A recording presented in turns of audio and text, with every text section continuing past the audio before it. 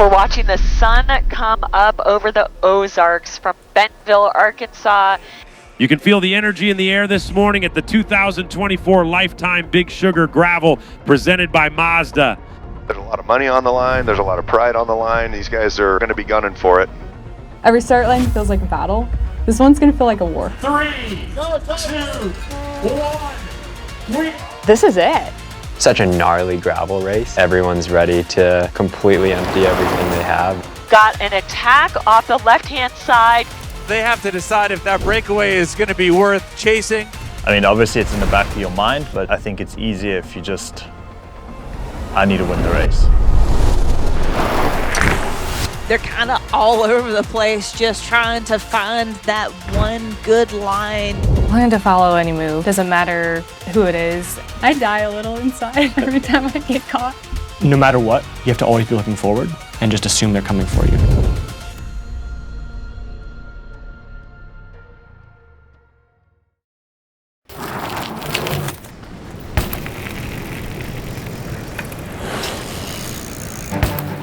Here we are at the sixth stop of the 2024 Lifetime Grand Prix presented by Mazda. The city so far is living up to the hype. All the pros started showing up, lining up, and I'm like, oh my God, like I'm right where they are. It's been exciting to see the Big Sugar Classic, including Little Sugar Mountain Bike and Big Sugar Gravel, really grow. Now I'm really looking forward to seeing all the riders, cheer them on as they go torture themselves for 100 miles of gravel on Saturday. We had the Little Sugar mountain bike event last weekend. Competition was great. Came down to a sprint on the men's side with Chris Blevins. Had a great women's race as well, so been a phenomenal year. Big Sugar Gravel event this weekend, which is the finale of the 2024 Lifetime Grand Prix presented by Mazda. Give it up, Cassia! This is the culmination of an amazing year of bike racing. I left it all out there, so it's just nice to finish the season on a high note. And we like to look at this as the bookend to the season. Sea Otter kicking us off and Big Sugar really bringing it home. And there's $300,000 in prize money. There's a lot at stake. On the men's side, Keegan Swenson has first place in the Grand Prix wrapped up. But there is fierce competition for the remaining podium spots. Payson is having his best season so far. And he holds a slight edge over Matt Beers and Cole Patton, both of whom are within striking distance of second place. On the women's side, Sofia's reign will continue as she too has first place locked up. But again, the battle for second is wide open. Paige Onweller is also having a great season and would love nothing more than to repeat her 2022 victory at Big Sugar. And then there's Alexey Vermeulen, a perennial challenger to the top spot, and Melisa Rollins, your 2024 Leadville champion. Both of these women are only a couple points behind. So if Paige wants to hold on to her spot, she's going to have to fend off some formidable competitors in today's race. So we're really excited to have 2,500 riders touch down in Bentonville and take on Big Sugar Gravel.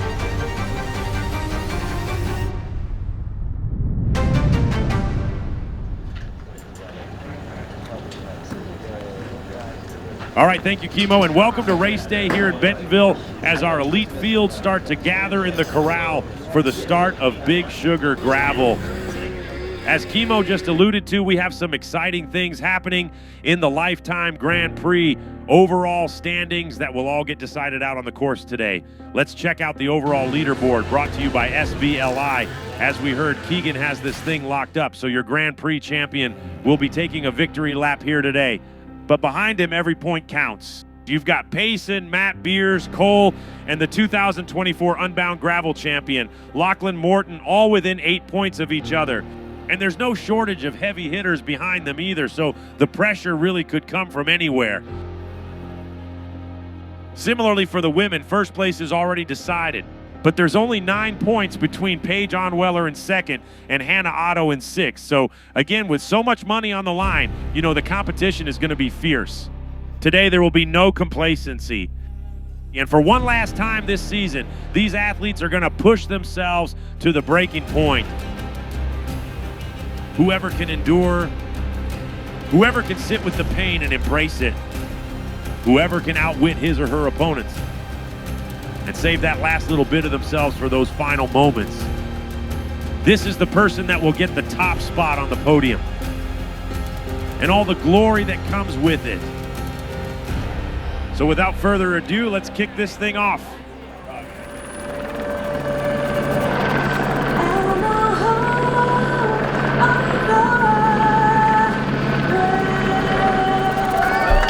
Well, good morning, Janelle. Here we are at the 2024 Lifetime Big Sugar Classic presented by Mazda. Excited to kick off the race this morning. We're going to have a great day.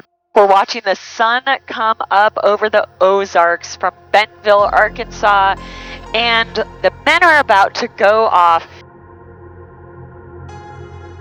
The Big Sugar course is notoriously unpredictable. There's a lot of variables, which is exciting. You can be the strongest and still lose this race. There's a lot of money on the line. There's a lot of pride on the line. These guys are going to be gunning for it. I mean, Keegan is Keegan. He's at the top, but like to be the next guy, I think it holds a pretty decent weight in terms of that prestige. 3, 2, 1, we are And the men are off. Second most of the year, and so I've gotten a little bit emotionally attached to that spot. I'm really motivated from that standpoint to try to fight off Matt and hang on to second. So we're just leaving town. It's neutral for about 5 miles. Riders are going to be looking to burn off some of the nerves that they've definitely got going through their bodies. I'm not out there to like figure out this whole points battle, and I mean obviously it's in the back of your mind, but I think it's easier if you just, I need to win the race. Such a gnarly gravel race. Everyone's ready to completely empty everything they have and race with all their hearts, and that's what's going to make it such an exciting day. As the men are making their way out of Bentonville, still in that controlled start, let's go back to the start line as the women are now ready to get things going.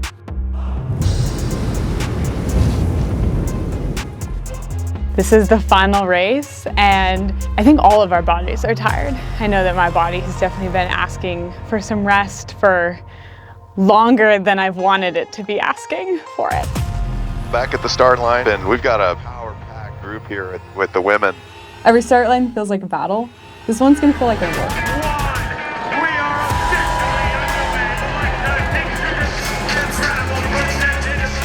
There's big money on the line here. Sofia Villafañe in that white helmet. She's still here to race. Even though she's got this wrapped up, she still wants to win, ever the competitor. First place is locked up, but beyond that, there's a lot of opportunity. To her left, you see Melisa Rollins. Melisa's having a phenomenal year, winning Leadville. The podium's wide open.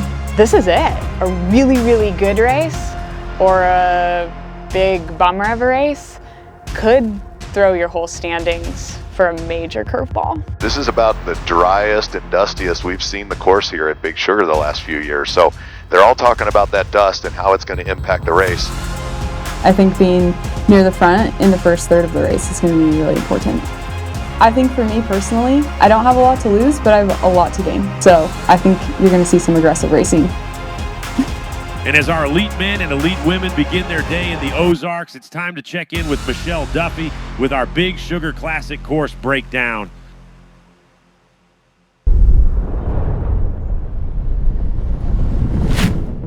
Big Sugar Gravel starts and ends in Bentonville, Arkansas.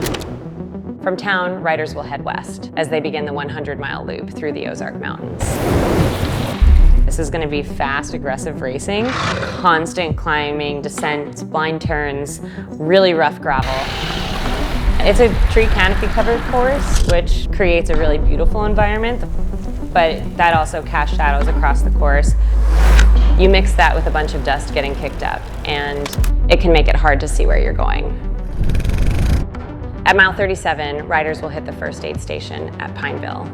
That's where things really start to get spicy and super challenging. There's a series of rolling hills straight out of Pineville. It's just hard and constant. There is no time to get distracted out there. At mile 73, they're going to enter Whistling Springs, which is a brewery. We see the 50-milers out there, hanging at the farm, drinking beers, and these 100-milers are just gonna barrel through. They're gonna race hard, and they're gonna race aggressive and fast, and that's gonna come with attrition too, inevitably. Flat tires are like the day ender here more than any other event. The final leg of the race consists of open roads and a tactical approach. Gravel gives way to pavement as the riders approach Bentonville, where a final climb offers one last chance to create some separation, before a sprint down Main Street ultimately decides the winner of Lifetime Big Sugar Gravel. Okay, thank you, Michelle. Now we have Tim Johnson on the ground with the men's field as they are leaving the pavement for the dusty gravel roads. How's it looking down there, Tim? All right, we're getting close to the first gravel section. This is like Mad Max. We're out on course. First few miles have been action-packed at the front. But I got to say, this course really delivers. We are still in the early miles. Really rough, really rocky. Over 7,000 feet of elevation gain in this race, but it comes in short spurts. Racing a series like Lifetime Grand Prix is a constant mind game. We got Matt Beers off the front here, chasing the lead moto, and aggressive early solo attack. He was second last week at the Lifetime Little Sugar mountain bike in a sprint, and he is on great form right now. Coming into the end of the season. And so when you're in that moment, you're in the race. It's legs, it's fuel, it's tactics, and it forces you to think constantly. The mental side is almost harder than the physical side. Chemo, this is redemption for his crash early into this race last year in 2023. Oh, rider down. We just had a pile up there. 4 riders who went down. Looks like Matt Beers is down. I haven't actually finished this race because last year I got taken out, separated my shoulder and all that. But I mean, there's no champagne gravel. It's chunky and it's relentless out there. So Matt Beers is looking for redemption in the first 20 miles of the race. Finsterwald went with him, but it looks like he decided he wasn't quite ready to make that move, so he folded back into the main group. And now it's Michael Garrison making the move to join Matt as he stays out in front. You just need to be at the front, but everyone else also wants to do that. So sometimes lessons are harder than others. That was a hard one, but it'll pay dividends for this race for sure. With Matt, like, his engine is so huge that you do not want to let him out of your sight. We are almost 30 miles into the race. Thick in the action right now. It is, I think the name of the game right now is just to stay in the race. Well, after Matt got out in front, sounds like a slight mechanical slowed him down just enough that he's been pulled back into that main group, leaving Garrison solo. So, Chemo, as we rejoin the men about 33 miles into the day, it looks like something has happened with Matt Beers because we have a lead group of 3 men off the front, and then our big name racers of the day in this chase group. And a man that we've come to know off the front of Big Sugar, John Borstelman, animating the race. Yeah, we're seeing one of John's trademark moves. We saw it, like as I mentioned earlier, probably 8 times last year. He took a flyer and took a risk, and he's getting to be known for this. And you can tell the guys there behind him, they're not content to let him get too far off the front. Our team caught up with John Borstelman. Let's take a closer look at his strategy for these flyers off the front. We do have someone off the front. It looks like John Borstelman's taking a little bit of a flyer here. Seems like I have developed a reputation for always wanting to go off the front, make the early move. He's trying to break away and see if he can't put a stamp on this race. I don't want to be the guy who just sits in all day and is like incredibly calculated about every little decision, only working when he has to, only covering the moves when he has to. If I'm going to win, I want to do it with style. John Borstelman back all by himself. He's got about a 1:20 advantage right now. The sort of long-range attack, the making the race hard all day, keeping the climbers from recovering too much on the flats, just like keeping everybody on edge. I just want it to be like an intense experience the whole day long. Borstelman taking repeated stabs at getting out there solo, only to continue to be reeled in. Being part of the game, being competitive, but also just like getting to witness, the top level of competition. Borstelman off the front has now created a 90-second gap. There's nothing quite like being a part of the race, so I get the full experience of the story of the event. And now a flat. Just like that, his lead is gone. It's sort of like a 1 in 10, 1 in 100 maybe sort of a move, but eventually it'll work, and when it does, then it's kind of glorious. We're only a couple miles from the Pineville aid station, and as Borstelman was reeled back in, we have a couple more guys making an attack. So far in this race, the elastic is being tested early and often. Is it going to snap? We'll rejoin the men on the other side of Pineville to find out. But first, let's head back and see how the women are faring through the first 30 miles. Kimo, we see the riders massing at the front, making that last-minute move when this road turns to gravel. As well. Oh my gosh, Hannah almost went down. They got a little cross of wheels there, and Hannah almost went down right before they hit the gravel. These are those moments in the race. It's tense, and just one tap of the brakes can really throw off the formation. Got an attack off the left-hand side. Kimo, would you believe it? It's Sofia making the first significant move of the race. Sofia is leading the Grand Prix, and look at the daylight between her and the rest of the field. You can look in the peloton and you'll see the women giving each other sideways glances because they are looking to see who is willing to put in the work to make the next move. Yeah, it looks like Maud's come to the front here, going to help bring this back, and Paige Onweller as well. They're not going to let it. They're not going to let her get very far off the front this early. Maud has done it. She's made the connection with Sofia. Sofia looking around to see if anyone else is coming, and it is game on. Not even 13 miles into the race, and this group has just blown up. This women's race has exploded. Anna Hicks still trying to chase on to the front of this group. And you know who's back here? LDC. I would have picked her more towards the front of the women's race, so maybe got a little bit called out. Again, it is so loose. This gravel is just going to wreak havoc on these athletes today. I think the course is probably the hardest we've ever seen it. It's like moon dust out there. Dust is pluming up in a way that you can't even see what you're going to be hitting. Loose, dry gravel. On the uphills, you can't really stand up and power through some of this stuff. You have to stay seated. You have to have that grip on that rear tire. It is so rocky and loose out here. Now they've got a little climb here to group probably come back together a little bit. That is Melisa right on hers. Yeah. Melisa Rollins, she had just a phenomenal breakout event. She's an amazing climber. I think Sofia wants to win. It's important to her to win this race. She hasn't won it before. She likes to win things, if you haven't noticed. Kimo, the dynamic that we're seeing play out in today's race is going to make for an incredibly hard day of racing. Sofia's been doing a lot of the animating, but it's 105 miles, and when you are attacking and then closing gaps, it's making for what will probably be a day of whoever can make the right moves and can serve when it counts. As the women continue towards Pineville, one thing that is on clear display today is the sense of community that we as cyclists are fortunate to enjoy, especially at events like the Big Sugar Classic. One of the riders in the women's field has a unique perspective on cycling and the community it affords. As an owner of the Nicolette Bike Shop in Mankato, Minnesota, as well as a two-time participant in the Life Time Grand Prix, Jenna Reinhardt and her husband Justin have been building the cycling community in her hometown for the last 2 decades. I'm Jenna Reinhardt. I own a bike shop with my husband in Mankato. Bikes are complicated enough that people still really need us, and I think it provides that unique experience that you don't get very much in retail anymore.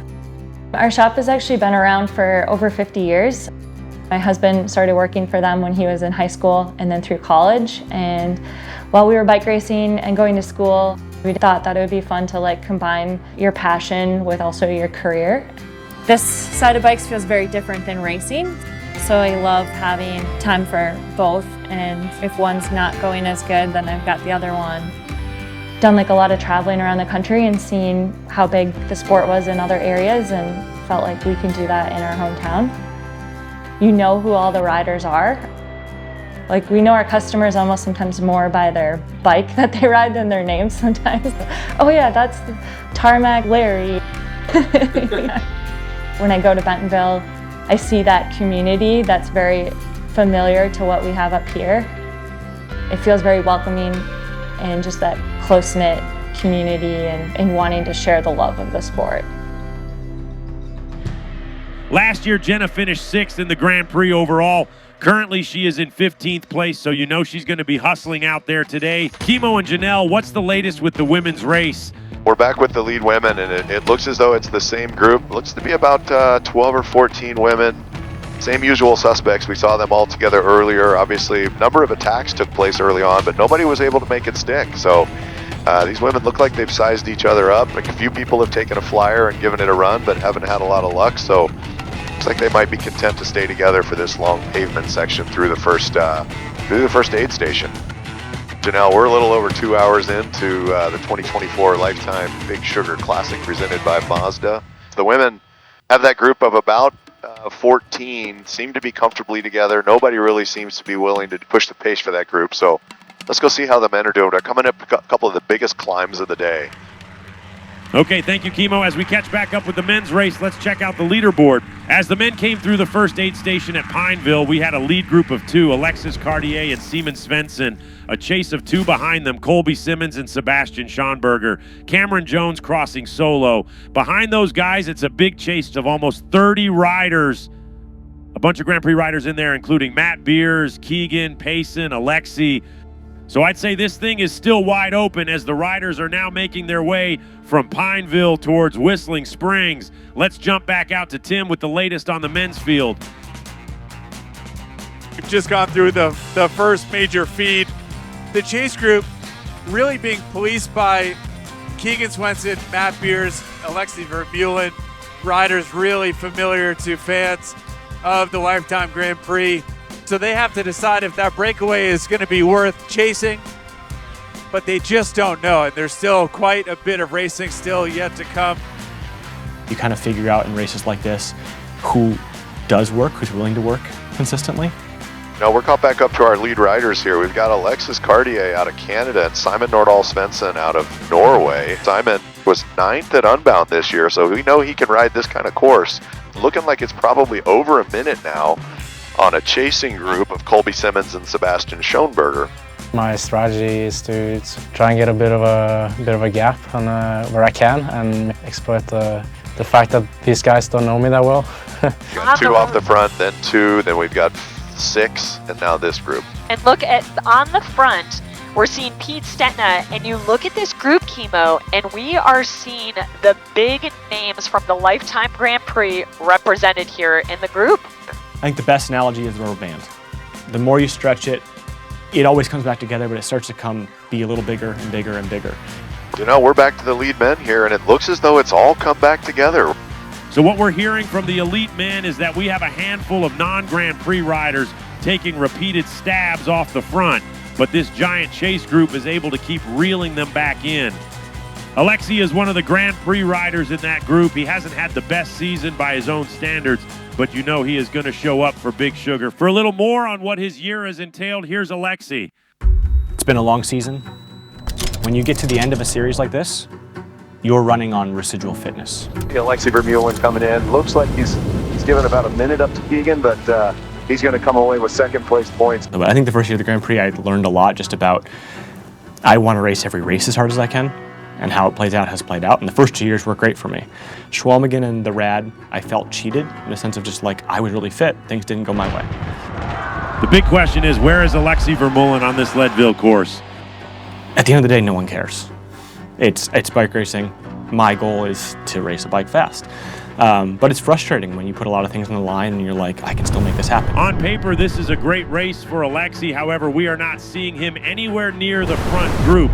After a second place finish at Sea Otter, we really have not seen much from him this season. In a million years, I never would have guessed I'd be 16th in the Grand Prix coming into Big Sugar, but that's where I am. After 2 flats, we are hearing Alexey is dropping out of the race here at the Rad. Yeah, it won't change how I race sitting in 16th. It's not where I expected to be, but my whole goal is to win the race, not the Grand Prix on that day. Will today be Alexey's day? Let's go back down to Tim Johnson and get the latest. Checking in, we've got some action happening in this group, constantly attacking, chasing, coming back together again. You know, in a points chase series finale, that is really tough. When the group say slows down, like it's a good moment, and then when it's been hard, like, and you know everyone's suffering, that's when you got to attack.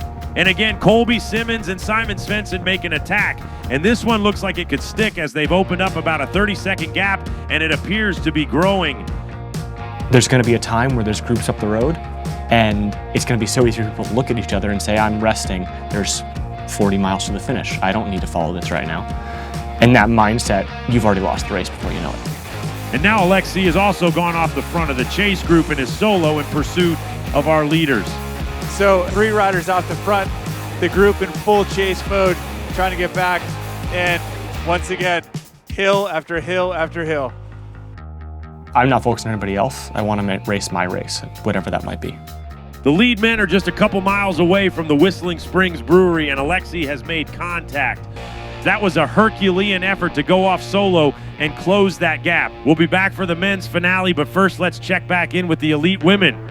We have a lead group of 14 as they head into the first aid station. Stella Hobbs is leading the pack, followed by Aaron Huck, Sofia, Alexis, and Peta rounding out 5th. Paige, Cecily, Hannah, Emily, and Melisa make up the top 10. Michaela Thompson is sitting in 11th, followed by Sarah, Flavia, LDC, and Jenna in 15th. Let's check back with our eyes in the sky with an update out in Pineville as the women make their way through the first aid station. Janelle, we just rolled into Pineville, first aid station on the day. Been really dry, really dusty. Important that they take on the nutrition. Janelle, another fun fact is, as you know, we have this year, all of our Lifetime Grand Prix events have had a separate start for the women, giving them an opportunity to race unimpeded by the men, unaffected by the men. They've all been pretty big fans of it, pretty exciting to see. And the best part about it is they are starting to catch some of the pro men that left 10 minutes before them this morning. So really cool to see that we've got some of the most competitive women in the world all out here, and they are catching the pro men. This is the first year that we've really been able to race among each other. Having our own starts has really helped us be highlighted more and show the story of our racing. A lot of us have been racing against each other for a long time, but we've really only recently been actually racing with each other and getting to see kind of how everyone operates. Check this out. I mean, it is just so dusty and so loose. They're kind of all over the place, just trying to find that one good line. We've got a bigger group now. All 3 chase groups have come back together. Paige Onweller sitting second wheel. This is her hometown race. She's had good results here in the past. She started the season off with a broken ankle. So definitely had quite the upswing towards the end of the year here. Yeah, which is 100, like, you might not, we might not. I came into the season not really targeting the overall. I had a couple target races, Unbound, Crusher, and Big Sugar. But then, I had a really nasty injury after a crash in the spring, and that really derailed all my plans, really. 17 days post-op, and it just knocked me on my ass way harder than I thought. And I remember thinking 2 weeks ago, I don't think I'm ever gonna be the same.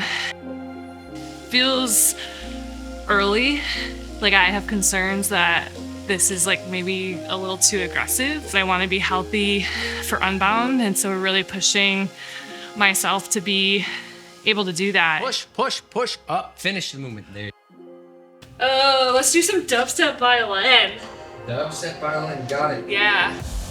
Unbound was 12 weeks after surgery and was able to really come back and honestly surprised myself. I had no idea that comeback was possible. 12 weeks post-ankle surgery yesterday. I'm super jazzed with where my fitness is at. And since then, I've had an incredible second half of the year. I believe you have to have a big fight in you towards the end of the year if you want to finish strong. That's how I won Big Sugar in 2022, and I'm feeling very similar. The seasons have been kind of mimicking, and I'm really gearing up to have a strong finish. Almost the halfway point, 50 miles into the race. You're just chewing grit at this point. just after a gnarly loose descent is a tricky uphill. Bit of reprieve. We are back on the road, on pavement.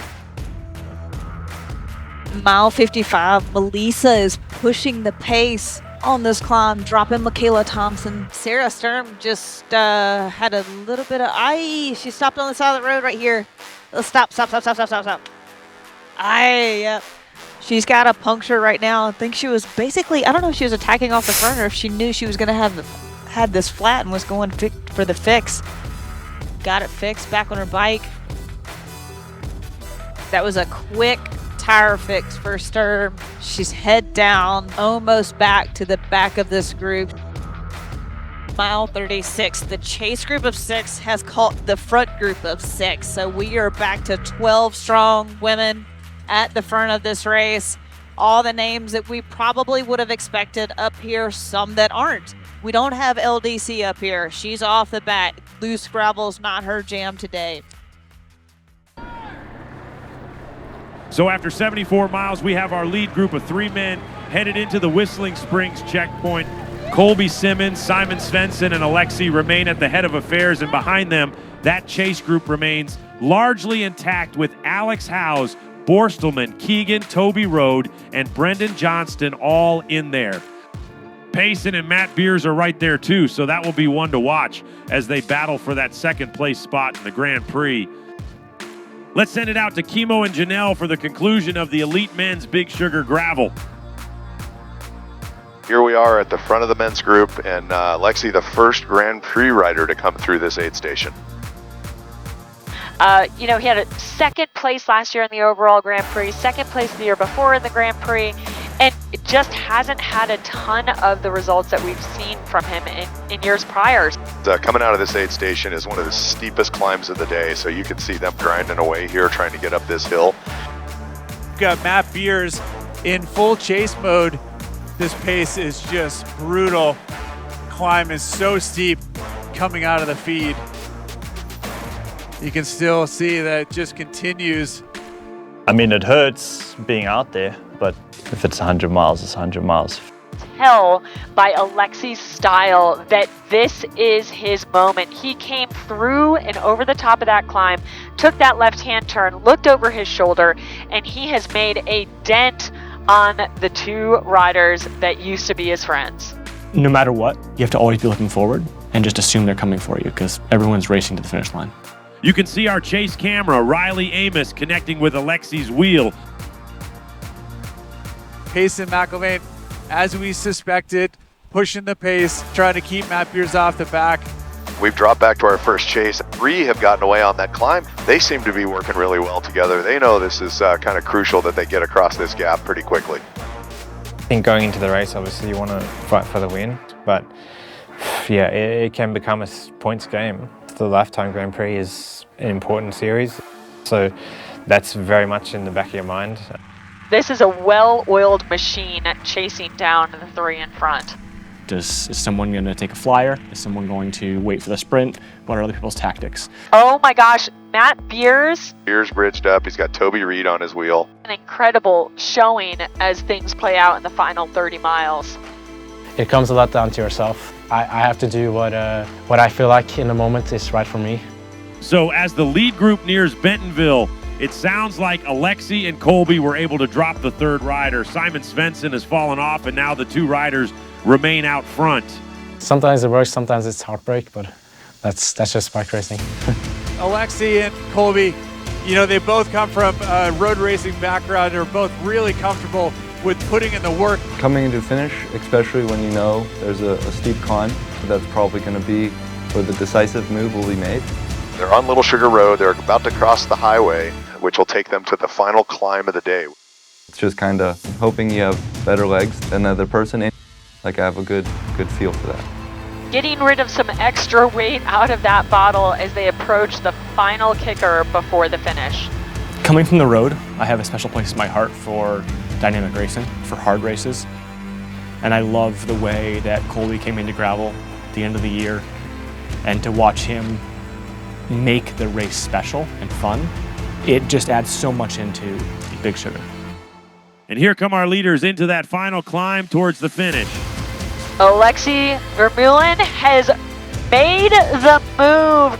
He has unhitched Colby Simmons as he just guts out every inch of power that he can in those pedals. He has added to his advantage over Colby, and I think it looks like he's going to be able to hold this out to the finish straight. Coming up to the finishing chute, Alexey takes one last look over his shoulder on what is a fine day for Alexey Vermeulen. This is your winner. Welcome home, your champion of Big Sugar Gravel, presented by Mazda, Alexey Vermeulen. Alexey taking the win in the 2024 Lifetime Big Sugar Classic presented by Mazda. I know the team and everybody's going to be just pumped with this win. He really worked for it. Colby not giving up, doing everything he can. This young rider is certainly had an impressive performance today. So Colby Simmons ends up in second place. In any battle for third, Simon Swenson, Best, Keegan, Swenson, and Brendan Johnston in a bunch sprint to claim a spot on the podium. Just behind them, Matt Beers out sprints Payson for sixth place. So here's a look at the rest of the men's Big Sugar final standings. Alex Howes, Toby Rode, and Lance Heidet round out your top 10.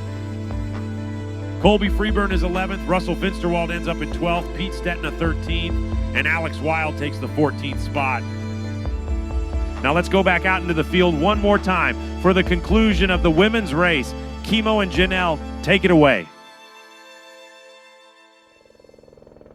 So Janelle, as we're rolling into this little field here before we get to the Whistling Springs aid station, they went through a timing mat. It looks like mile 74. There's 10 of them together. As they head through Whistling Springs, let's take a look at the leaderboard. Paige Onweller is leading the pack, followed by Melisa, Erin, Flavia, and Michaela. Alexis Scarda, Cecily Decker, Sofia, Stella, and LDC make up the top 10. Sarah Sturm is in 11th, followed by Maud Farrell, Jenna, Whitney Allison, and Emily Newsom rounding out 15th. Let's toss it over to Janelle in Whistling Springs as the women make it through the second aid station.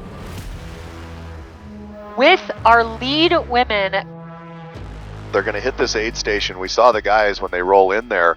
Got a chance to pick up some food and water, but then it is a serious climb to get out of there, and we saw the race really get shook up on that climb. Later in the race is when you get to start looking at your match books and deciding if you have more matches than everybody else and how you get to use them.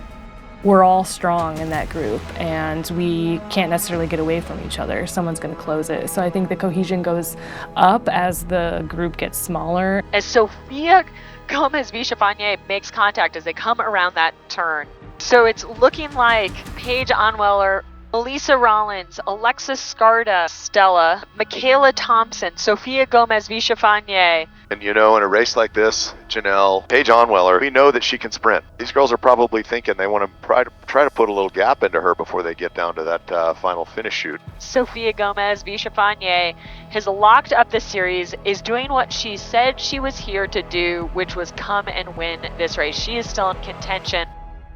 Sofia can just hurt all the time. I mean, that's the most impressive thing about Sofia is that even when she's not feeling good, she can hurt more than everybody else. As Sofia tackles this hill, here's a look at her Garmin data to see just how hard she's pushing. So impressive to push a sustained 350 plus watts on one of the final climbs to the finish. Mile 87, left-hand turn, Stella. Looks like she's okay. Looks like her bike is okay. And towards the end of the day, we're at mile 87. You never know, right? Everybody's so tired and fatigued. Erin Huck has been dropped. Paige Onweller and Alexis Scarda have been dropped at the front with Melisa Rollins, and I think that's going to be Cecily Decker. Melisa and Cecily seem to be content to hang on, to just sit on the wheel here and let The overall leader of the series, Sofia, let her take the pole and do the work to get them away from that chasing group of 3. We've been following along all day on our Garmin. And a little bit of catch up here. Things have continued to evolve at the front. Your current series leader, Sofia Gomez Villafañe, leading the group through. She now just has the company of Melisa Rollins and Cecily Decker. I think I race best when I'm on the offense, and when I'm feeling confident enough to be on the offense is when things typically go better for me. As we look at our 3 leading women, they still have about 5 miles of racing, 1 kicker, and a gradual uphill finish. This race right now, any 3 of these women could take it. Who will make the pace up this climb? It looks to be Cecily Decker taking to the front, dictating pace. Sofia out of the saddle, ready to respond to any sort of move that is made here. Melisa just took off. Sofia's going with her, and they've dropped Cecily Decker on this climb. Bar to bar, these are the 2 women who are going to be duking it out over the top. It looks like we have actually some serious contact between these 2 riders as they try to crest this hill. Sofia on the wheel as Melisa Rollins takes this short descent. This is the last bit of rest they're going to get.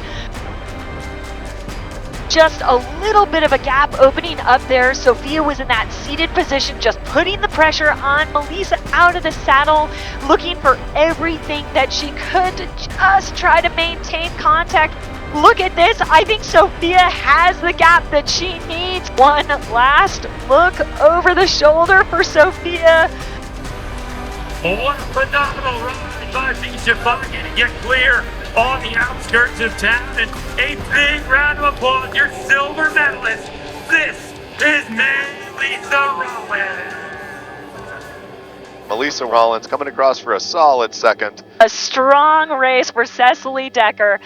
3rd place today. So Sofia holds on to the top spot after the push by Melisa. Cecily holds on to 3rd, followed by Paige Onweller and LDC moving up to 5th. Aaron Huck came in 6th, followed by Stella Hobbs, Michaela Thompson, Maud Farrell, and Jenna Reinhardt in 10th. Alexis took 11th, followed by Flavia, Sarah Sturm, Whitney Allison, and Emily Newsom in the 15th spot. My big goal this season was to win the first race of the season and win the last race of the season. For the past 2 years, I've tended to kind of fade and, I don't know, crumble at the end. And Big Sugar has kind of always kicked my butt, and I'm excited to take a win. I really wanted to win the race, but 3 points in the series, really good way to finish. It's been a turbulent year, a lot going on, and I just wanted to go out there and race. Didn't want to look back all day, and it's kind of what I did. I did it. I did it.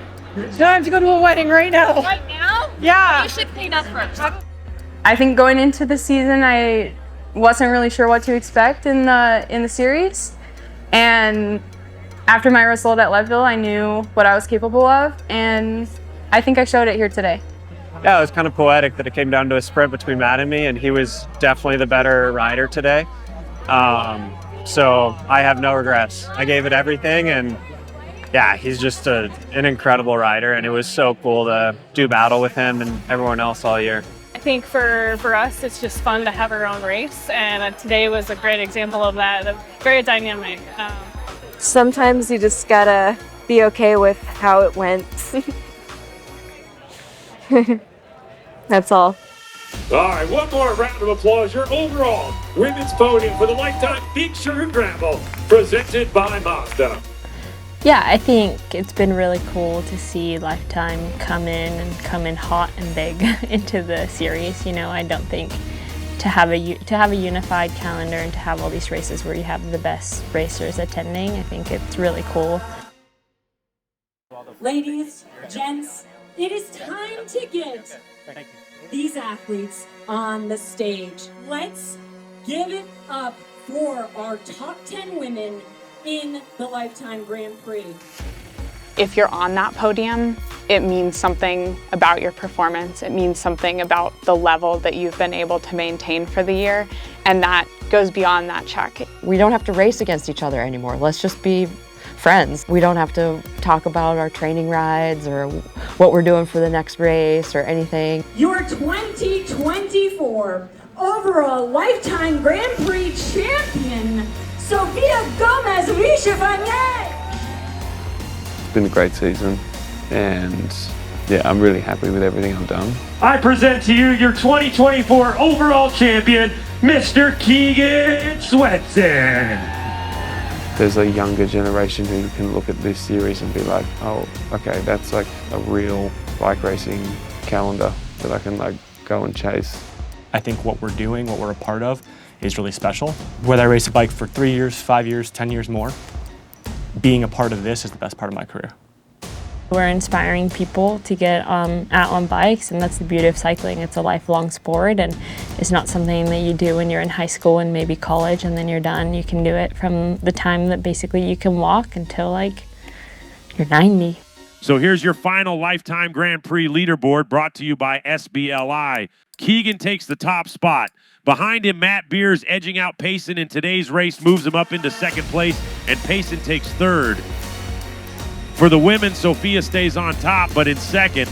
Melisa's effort out there today moved her up into that second place spot. Paige Onweller takes third place. Alexis and Haley round out the top five. A round of applause for your 2024 Lifetime Grand Prix presented by Mazda Athletes.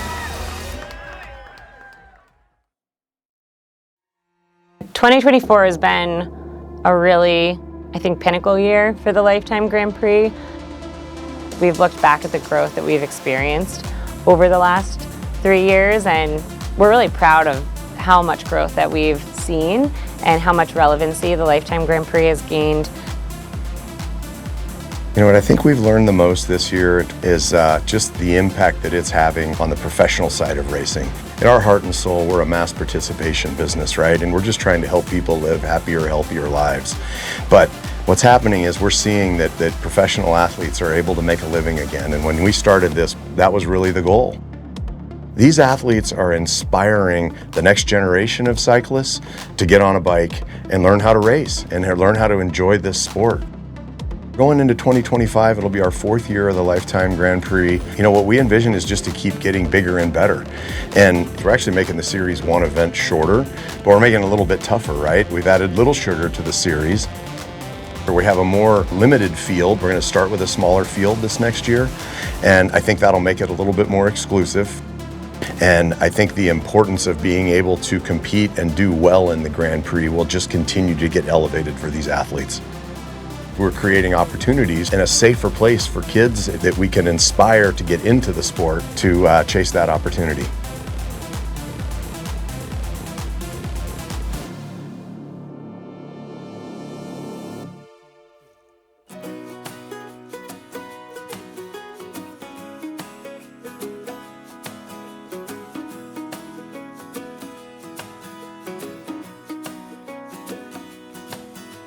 Started too fast, now you can't slow down. The runaway girl in a hurricane town, singing a song that you never really